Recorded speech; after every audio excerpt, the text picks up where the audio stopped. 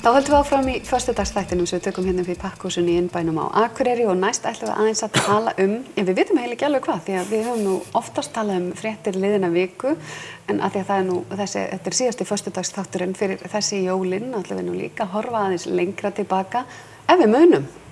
Já, það fer að verða bara vandamál. Já. Ég veit hvað ég var í gær. Já. Það er svona þegar maður beðinn að rifja upp heilt ár, svona 1, 2 og 3 þá einhvern veginn það stórt spurt. En voru svona aðeins að velta þessu fyrir okkur og það sem kannski ef það eitthvað eitt sem var nefnum fram annað sem í það minnst að vera núna svona seinni part ársins þá þetta flóttamanna umræðan öll bæði í íslensku samhengi að þetta auðvitað orðið svona hvað sé áþreifanlegri í okkar veruleika en það hefur verið áður þau hafi alltaf verið einhver leið til staðar og svo bara í hvað við segja stóra alþjóðlega samhenginu að það kannski það sem hefur hvað mest farið fyrir svona í fjölmiðlum og almennri umræðu. Já, nákvæmlega. Þannig að það trónir svolítið á toppnum og svona ef maður... Já, ég held það, sko. Það kom svona hvað fyrst upp í hugan. Já, nákvæmlega. Og bara allt, einhvern veginn, sko, Evrópa náttúrulega stendur frammi fyrir einhvern veginn, sko, bara nýjum, mjög ögrandi verkefnum og það er sífellt náttúrulega verið að reyna að leita leiða en gengur svona misvel, sko. Nákvæmlega. Og en svo erum við náttúrulega bara bíðum spennt eftir að fá fólk til okkar hingað. Bæði til Íslands og til Akureyrar. Þannig að það fer að verða svona nær okkur, kannski heldur en hefur verið. Algjörlega. Fróðlegt að fylgjast með þessu svona alveg, hvað segja, inn á gafli hjá okkur, hvernig sko aðlögunarferli gengur og hvernig þessu ágæta fólki gengur að fóta sig hjá okkur og okkur að fóta okkur gagnvart þessum veruleika. Ég veit ekki hvort að það er nú bara því ég er svo mikið nörd, en ég fór að hugsa að því það var nú verið að kynna hverjir væru þátttakendur í Eurovision næst. Já. Þá fór ég allt í einu að hugsa það ætli, þessi staða í Evrópu, hvernig mun hún endurspeglast í Eurovision? Hvað það gæti í rauninni, hvaða eru hlutir eins og Evrópukeppni í íþróttum eða söngkeppnum eða hvaða Evrópusamstarfi sem að það hlýtur að vera með við hvernig, það er náttúrulega mikill líka ótti bara með framhaldið, stríð í uppsiglingu, Evrópa að splundrast, hvað gerist? Og ég hef hlustað þetta og svo það verða bara friðarlög. Það verða bara friðarlög í Eurovision. Já, það gæti orðið þannig. Það er ekkert ósannlegt þegar þetta ýmist teikn á lofti, menn við sjáum allan ófrið í sem sagt, getum sagt Miðausturlöndum, svona með grófri einföldum. Svo sjáum við ýmis konar aðra hluti, Rússar og Tyrkir. Rússar og Tyrkir og svo er maður alveg logandi hræddur hvað gerist nú ef að Trump blessaður kemur til vanda í Bandaríkjunum á næsta ári. Það er bara skítrættur það að þar með fara allt í bál og brand og heimsvísu innan 2 mánuði eitthvað svoleiðis eftir hann tekur völd. Já, það er svona mikið rætt, það er rætt Trump náttúrulega, svo er rætt forsetaframboð og flesti telja líklegt að Ólafur verði bjóða sig aftur fram og svo stendur yfir val til dæmis á manni ársins, þar er Kári Stefánsson til dæmis líklegur. Mér finnst nú Þórunn Ólafsdóttir bara öllum öðrum ólöstuðum ætti og talandi flóttamanna verkefni sem við stöndum frammi fyrir að þá einhvern veginn ég verið að fylgjast með henni og að standa hann í fjörunni á Lesbos og taka á móti fólki að koma inn í Evrópu. Mér finnst það bara einhvern veginn ótrúlega flotti hlutir sem að hún hefur verið að gera. Þannig að þú myndir nefna hana sem mann ársins? Já, bara sko, ég myndi alveg bara gera ýmislegt. Ég er meira að segja búin að kjósa, ég tek aldrei þátt í neinu svona. Þannig að mér finnst svona, einmitt á bara öðrum ólöstuðum, sko, að bara þetta sjálfboðalega starf sem að sko, einhvern veginn er í rauninni kannski líka svolítið fjarri okkur, þangað til núna, vonandi verðum við nú mjög dugleg í því. En hún kannski, það hefur verið mikill velvilji og við ræddum það hérna einhvern tíðan í sumar. Þetta ákall til Eyglóar og það allt saman, sko. Hún hefur kannski verið sú sem hefur gengið hvað lengst í að bara láta þetta verða hluti af sínu starfi, lagt allt annað til hliðar og... Getur þú nefnt svona mann ársins í þínu huga? Ég er ekki einu sinni byrjaðar að eina sem myndi eftir huga það sé nokkuð nátt minn kostur en ég skal hundur heiti ef að Lóas Lagerbäck verður ekki valinn maður ársins. Já. Svona af íslenskri alþýðu.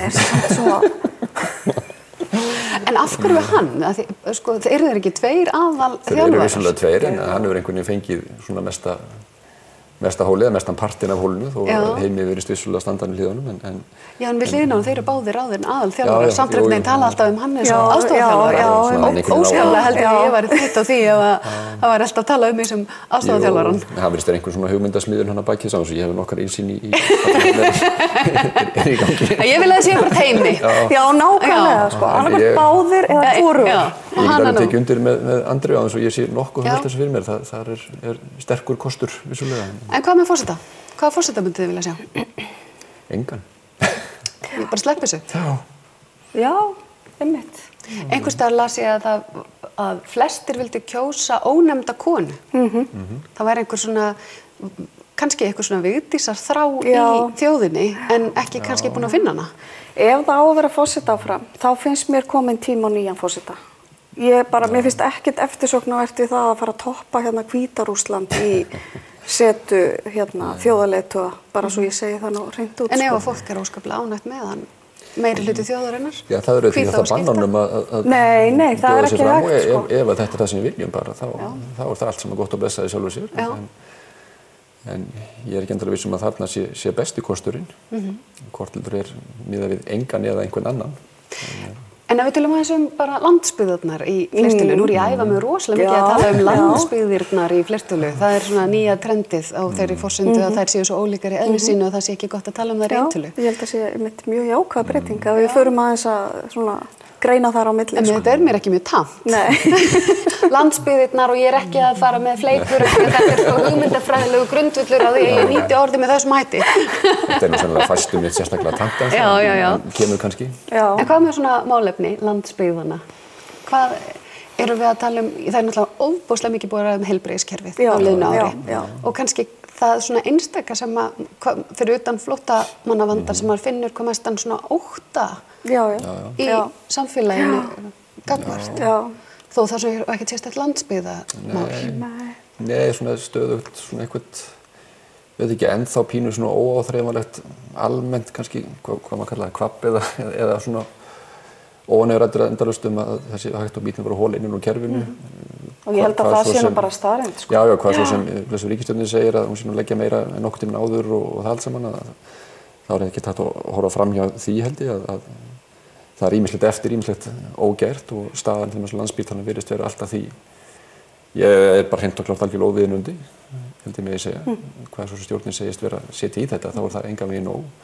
Og getur held ég illu heillu ekki flokkast undir andlegt ofbeldi af hálfu yfirvalda sjúkrahússins gagnvart Vigdísi Hauks og félögum. Að krefjast þess sem er beinlínis nauðsynlegt að halda út til lágmarksstarfsemi. Þegar þetta er svona vakandi alla tíð í umræðunni er alveg eðlilegt að við bara sem almennir borgarar sem kannski höfum ekki daglega innsýn eða innsýn í daglega rekstur í sjúkrahúsinu, þetta fer maður að hugsa sig. Hver fjárinn gerist nú ef ég og mínir nánustu lendi alveg veikindum, er ekki tryggt að allt sé eins og á að vera. Nákvæmlega. Ég hef actually heyrt fólk tala um það, á ég kannski bara að fara til Noregs ef ég veikist. Já, ég meina það er alveg, það er það sem maður veltir fyrir sér ef maður stendur frammi fyrir því. Ef þetta er barnið mitt, þá vil ég bara fá það allra besta sem ég búið er. Og það er bara þannig, og ég þekki það í eigin raun, að það er bara allt og mikið álag á sérfræðilæknum. Þannig að það er alveg raunverulegt, það er ekkert óeðlilegt eins og staðan er að fólk hugsi þetta nákvæmlega. Hvort að það eigi að fara eða vera, sko. Þannig að ég held að þetta er eitthvað sem að, sko, er kannski mjög áberandi í umræðinu núna, en það sem við þurfum samt að gera okkur grein fyrir að þetta er búið að gerast á mjög löngum tíma.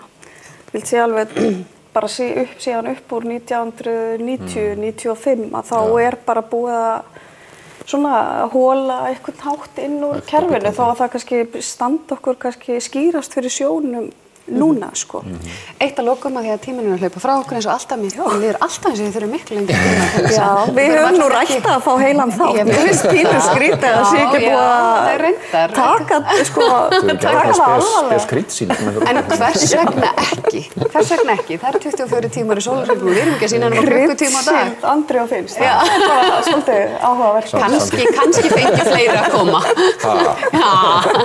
En eitt bara að því að það er svo mikið rætt um RÚV núna. Og því við sitjum nú hér, hvernig sjáum við þetta RÚV-dæmi, svona bursið frá pólitíkinni á bakviða?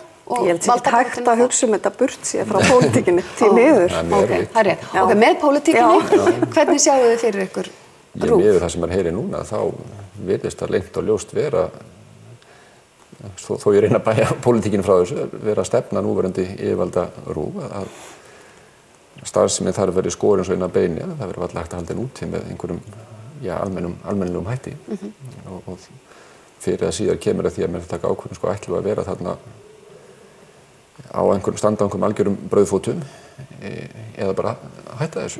Valið svolítið að finnst mér að fara að verða á milli þess ætlum að hafa alvöru starfsemi eða ætlum bara að sleppa þessu. En það hljómurinn í almenningi að fólki þykir gríðarlega vænt RÚV og telji starfsemina mikilvæga og með svona kannanir og ég hef lesið kannanir jákvæðni gagnvart RÚV og mikilvæga og svo framvegis að þjóðin virðist ekki vera á því máli að það eigi að... Ég meina þetta náttúrulega kannski mjög stór hluta menningu okkar þann tíma sem hún hefur verið starfandi. Ég svona Rásar 1 hlustandi, mér finnst einhvern veginn bara svolítið sorglegt til þess að hugsa að við missum svona þennan vinkil sem er þar sko. Svo kemur enga fram og segir af hverju og þau fá svona mikið og síðan kemur og eru kannski sátt við þessa ákvörðun, svo kemur hin hliðin verður RÚV þá ekki bara enn aggressífara á auglýsingamarkaði? Jú. Og það jafnvel geti virkað enn... Kannski það sem þarf að leysa, finna einhverja skynsamlega leið til að koma RÚV af þeim samkeppnismarkaði. En að RÚV hafi eftir sem áður svigrúm til að sinna öllum þeim öngum sem verður aldrei sinnt með neinum vitrænum hætti í einkahandtakinu. Það það sem að kannski vantar. Við hverlanda þættina höldum þar úti dánafregnum og jarðarförum og allt hvað þetta heitir. Kannski það sem að markaðsforsendur endar og samfélagslega ábyrgð hefst. Það rætti kannski RÚV að vera og fá bara svigrúm til að vera þar í friði. Og með niðurskurði þá náttúrulega kannski stofnuninni gert mjög erfitt fyrir að draga sig út af. Þú getur ekki eiginlega gert bæði. Þú getur ekki að stofnunin dragi sig út af auglýsingamarkaði og fá á sama tíma lægri framlög sko. Þannig að maður veit ekki hvort betra eiginlega fyrir frjálsu samkeppnina. Nei, en ég held reyndar allavega að þú gerir ekki bæði í einu sko. Það þarf þá einhvern veginn að finna eitthvað svona balans í því hvernig það er gert sko. Ég kann svo sem enga lausn á því hvernig óskaplega má gera það. Nei. Óskaplega væri ég samt til í að fleiri myndu bara ræða hvernig hægt að gera hlutina, frekar heldur en hvernig ekki hægt að gera hlutina. Ef ég ætti eitt sem ég myndi vilja kasta út í heimilgeiminn hérna á Íslandi, þá væri það. En gaman að fá ykkur og við hugsum þetta með 24. stunda þáttinn. Jú, við gerum það. Takk fyrir okkur. Við höldum áfram í föstudagsþættinum eftir augnablik.